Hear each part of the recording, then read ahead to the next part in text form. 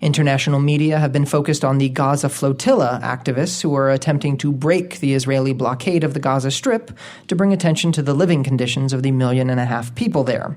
But if you're reading the New York Times, one message you've been getting is that there's not much of a crisis in Gaza at all. The paper's Jerusalem bureau chief, Ethan Broner, wrote an article on June 25th that stressed the building of 2 luxury hotels in Gaza. As he put it, activists were about to set sail to protest conditions in a place that was undergoing an economic boom.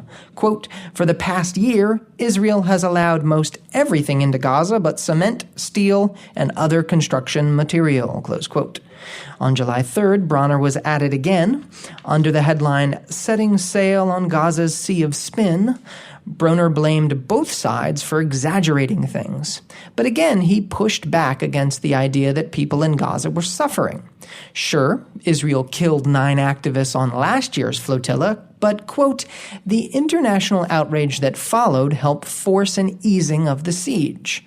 One result, largely unacknowledged by the flotilla leaders, far more goods have gone into Gaza over the past year, and while the 1.6 million people there still need many things, basic supplies are not among them," close quote. Well, human rights groups monitoring Gaza see it differently. In December of last year, Oxfam reported that there are few signs of real improvement. The report noted that food shipments had improved, but electricity, water, and construction materials were still blocked. In March of this year, a United Nations report found, quote, "The easing of the blockade on the Gaza Strip since June 2010 did not result in a significant improvement in people's livelihoods," close quote.